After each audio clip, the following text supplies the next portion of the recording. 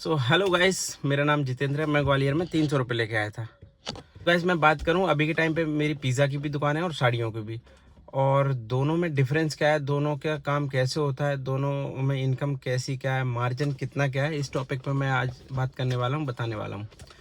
तो guys final जो है कि मार्जिन तो जो देखा जाए सब में लगभग सेम आ जाता है। End of the labour ever rent went सब कुछ जब निकालने के बाद अपना जो फाइनल रहता है मार्जिन, अपना जितना मुझे लगता है पिज़्ज़ा में बचता है उतना ही साड़ी में बच जाता है। लेकिन फूड बिजनेस में और साड़ी के बिजनेस में धरती आसमान का फ़र्क है। ये तो खैर दुनिया ही जानती है, सभी जानते हैं, आप भी जानते हैं। तो मैं डिटेल में बताता हूँ कि फूड बिजनेस में क्या दिक्कत आती हैं और क्या नहीं आती, और कपड़े के में क्या आती क्या नहीं आती। तो बात करें सबसे पहले साड़ी के में। तो साड़ी जो मैं कर रहा हूँ, तो कपड़े के में और साड़ी मतलब सेम ही है। तो उसमें दिक्कत ये आती है कि आप देखिए, अब जब मैं आ गया हूँ तब मुझे बहुत दिनों बाद ये चीज़ पता चली कि ये चीज़ बहुत सॉलिड होनी चाहिए। तो उसमें सबसे पहले नंबर वन चीज़ आती है खरीदारी। कि जो होलसेलर रहता है, जहाँ से हम माल लाते हैं, कहीं से भी लाओ आप, चाहे सूरत से लाओ, चाहे अहमदाबाद, चाहे दिल्ली, कहीं से भी लाओ। तो वहाँ पर जो होलसेलर रहते हैं, जिनसे हमें माल लेना रहता है, तो वो क्या करते हैं, नए पीस भी दिखाते हैं, कुछ पीस उसमें पुराने भी दिखाते हैं।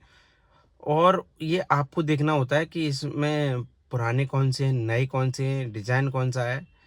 और फिर उसके बाद चलो आपको पसंद भी आ रहा है, तो ये चीज़ सबसे बड़ी चीज़ ये आ जाती है कि आपको लेना वो है, वो पसंद करना है जो ग्राहक को पसंद आ जाए। वो पसंद नहीं करना है कि जो आपको पसंद आ रहा है। ज़रूरी नहीं है जो डिज़ाइन आपको अच्छा लग रहा है वो ग्राहक को अच्छा लगे, और ग्राहक के बजट में भी आना चाहिए।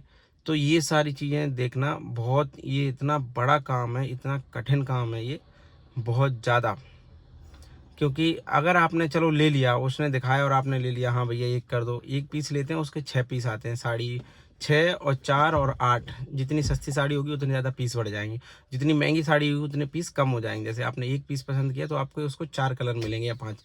तो भाई साहब तुरंत बनती है। जैसे ये वो खरीद में साड़ी, एक डिज़ाइन आपने पसंद करा, वो एक साड़ी की प्राइस 2,000 रुपये या 22, तुरंत उसके 4 साड़ियों के 8,000 रुपये होते हैं तुरंत, सिर्फ 4 साड़ियों के। तो वो साइड में हो गई।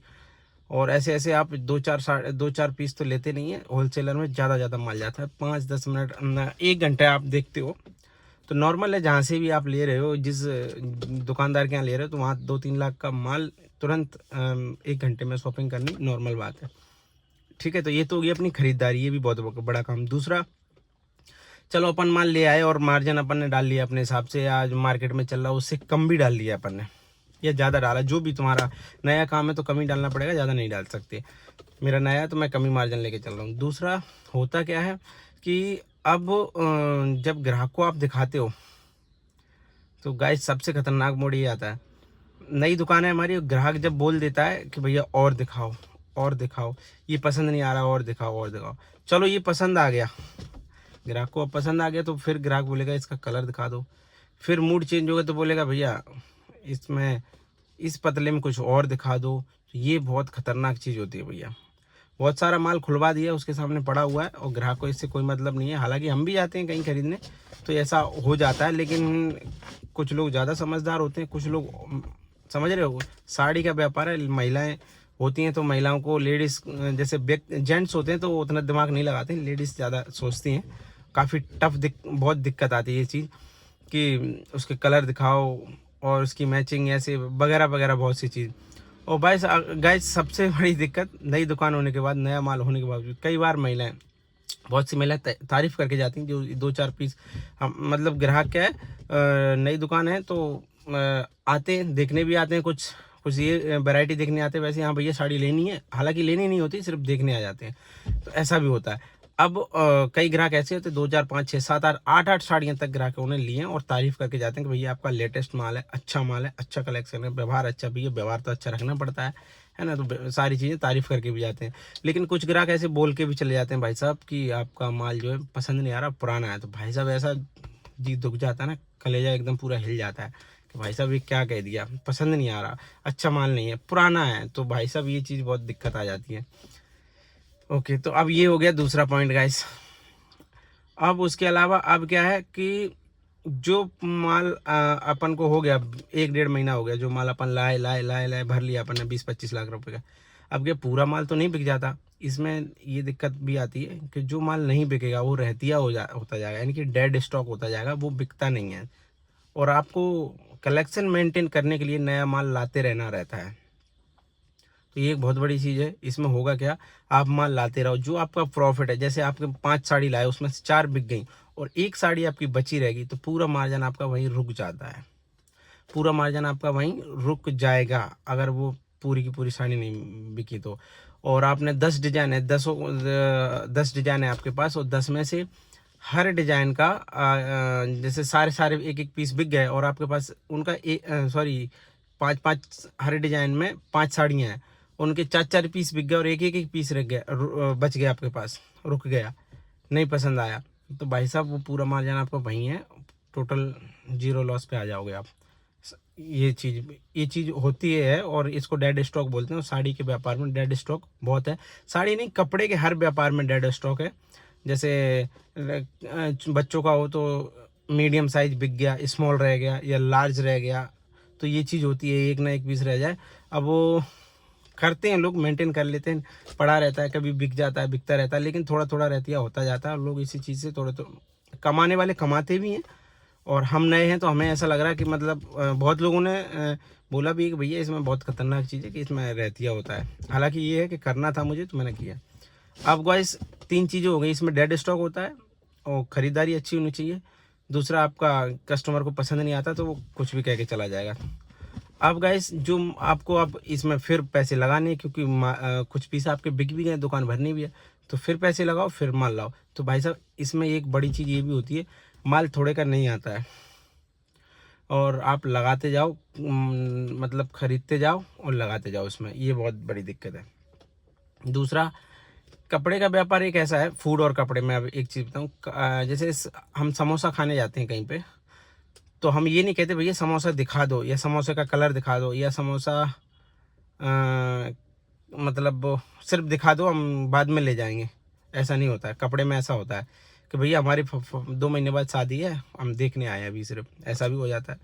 और आप इसके कलर दिखा दो और मज़ा नहीं आया तो हमको नहीं चाहिए। लेकिन फूड में ऐसा होता है कि भैया ऑर्डर, आपकी क्वालिटी अच्छी है, आपने विश्वास मेंटेन कर रखा है, तो ग्राहक बोलेगा भैया 2 समोसे लगा दो, या 2 पिज़्ज़ा लगा दो, या फलानी पिज़्ज़ा लगा दो, बस बैठेगा अपना खाएगा और निकल जाएगा। मतलब ऐसा होता है, इसमें ये नहीं है कि भैया दिखा दो, इसमें ये रहता है सीधा दे दो। आपकी चीज़ अच्छी है, आपका ट्रस्ट आपने बना लिया। लेकिन कपड़े में आप चाहे कितना ही ट्रस्ट बना लो, फिर भी ग्राहक अच्छे से देख दाख के लेगा बेहतरीन तरीके से, और आपका अच्छे से मन भर देगा, मतलब जब जाके पैसे देता है। 2-3-4 हज़ार के कपड़े व्यक्ति जो भी लेता है। तो फूड में ऐसा नहीं होता है। फूड में ऐसा होता है कि भाई यहाँ चीज़ें दे दो भैया, 1 दे दो, 2 दे दो, 2 पार्सल कर दो, ये चीज़ बहुत आसान होती है। और फूड में क्या रहता है, फूड में इतना एक बार लग गया आपकी किचन में, और आपके उसमें ये जो भी आप बना रहे हो या है आपका उसमें, तो उसमें बहुत एक बार लगता है, लग जाता है। और बाद में तो आपका जो राशन पानी मेंटेन करना है, लेबर की खर्चा मेंटेन करना है, तो ये चीज़ रहती है। बाकी उसमें जो है उसमें तो आपको माल लाना ही लाना है, ज़्यादा माल इकट्ठा करना होता है, और ज़्यादा से ज़्यादा वैरायटी बनानी होती है। और फूड में ऐसा, आपके 2 आइटम बेहतरीन चल रहे हैं, आप 2 आइटम ही बेहतरीन चलाओ। एक आम का आइटम बेहतरीन चल रहा है तो वही आपके का लग गई लाइन ना, ऐसा मतलब लाइन लग गई एक बार आपके यहाँ, तो वही आइटम ऐसा चल रहा है दबा के कि भीड़ लग गई, लाइन लग गई, लो फटाफट दे ही जा रहे हैं, ऐसा हो जाता है। पिज़्ज़ा पे भी हमारा ऐसा है, कई जगह लाइन लगती है, तो वो उसमें दिक्कत नहीं आती। साड़ियों में ऐसा नहीं है भाई, साड़ियों में ऐसा भैया दिखाओ, बैठे हैं दिखाओ दिखाओ। और एंड ऑफ द, अब दोनों चीज़ें ऐसी हैं कि चाहे कपड़े का काम हो चाहे फूड लाइन हो, आपको खुद को काम आना चाहिए। जैसे मुझे पिज़्ज़ा का, मैं परफेक्ट हूँ तो मुझे पिज़्ज़ा का काम आता है अच्छे से, साड़ियों का नहीं आता, कारीगरों के भरोसे पे है। और चाहे साड़ियों का व्यापार हो चाहे फूड का बिजनेस हो, दोनों ही बिजनेस में ऐसा है कि भाई साहब जब तक मालिक को नहीं आएगा सक्सेस नहीं हो सकता बंदा। ज़्यादा चांसेस है, 90% चांसेस है कि वो फेल हो जाएगा। और जिस व्यक्ति को खुद को आता होगा, चाहे वो खाने पीने का काम हो चाहे वो साड़ियों का हो, तो वो व्यक्ति जैसे तैसे अपनी नाव पार लगा लेगा और चल पड़ेगी उसकी गाड़ी। और क्योंकि साड़ियों में भी ऐसा नहीं है कि सोचो कि खरीद के लाओ और बिक जाए, ऐसा नहीं है, दिखानी पड़ती है, परफेक्ट ग्राहक से बात करनी पड़ती है, ग्राहक को तरीके से दिखाना होता है, ये चीज़ होती है। और खाने पीने में ये होता है, कारीगर जो रहता है वो टेस्ट दे रहा है, वो कभी चला गया, तो फिर कैसे मैनेज करोगे? तो इसलिए खुद को आना चाहिए, कोई भी काम हो। और जो भी आप लाइन में हो, तो फिर जब उस लाइन में उतर जाते हैं, तो फिर वो उस तरह का बैकअप लेके चलते हैं। जैसे मेरा पिज़्ज़ा है और मैं लड़कों को सिखा दिया, एक चला गया, दूसरा बैकअप रहता है तैयार। तो साड़ियों में भी ऐसा होता है। तो जो भी बिजनेस कर रहे हो, मैं ये मानता हूँ सोच समझ के आना चाहिए गाइस। एकदम एकदम नहीं आना है, या सोशल मीडिया से या इंस्टाग्राम से इन्फ्लुएंस होके यार एकदम मोटिवेट होके एकदम से आ गए, ऐसा नहीं। सोच समझ के अच्छा पार्ट और बुरा पार्ट दोनों सोच समझ के फिर अच्छे से छानबीन करके, और माल लेने से पहले जब होलसेलरों से बात करके और रिटेलर से बात करके, जो भी दुकानदार है नीचे लेवल के, सब चीज़ हर चीज़ पे अच्छे से जानकारी लेके तब आना चाहिए। क्योंकि गाइस जब तक अपने पास पैसा है, चाहे किसी बिजनेस में लगा रहे, जब तक आप अपने पास पैसा है तो वो पैसा है। एक बार जिस आपने सामान ले लिया, खरीदारी कर ली, चाहे वो किचन का सामान हो, फूड में हो तो, और किचन का है या साड़ियों में तो साड़ियों का फर्नीचर बन गया, यानी पैसा गया तो गया। और क्योंकि दुकान चल पड़ी, दोनों दुकान चल पड़ी तो पैसा है, नहीं चली तो वो एकदम मतलब उसका 10% भी नहीं आएगा। कोई भी काम हो, फिर क्या रहता है, उसका दाम ही नहीं रहता। जब तक साड़ी शोरूम में है उसका दाम है, शोरूम से बाहर आई कोई दाम नहीं। जब तक पिज़्ज़ा, जैसे मेरा पिज़्ज़ा अभी दुकान में है, उसकी प्राइस अच्छी है, और हम खुद रहते हैं, क्या रहते हैं, मतलब कॉन्फिडेंट रहता है हमको, हाँ हमारा एनवायरनमेंट अच्छा है, साफ़ सफाई है, बढ़िया सा कैफ़े है, तो वो रहता है। अब जैसे ही अगर ठेले पे आए तो कॉन्फिडेंस थोड़ा लो हो जाता है। तो ओके गाइस, ये थी मेरी आज की वीडियो। चैनल को सब्सक्राइब करना और कैसी लगी कमेंट करके ज़रूर बताना। मिलते हैं नेक्स्ट वीडियो।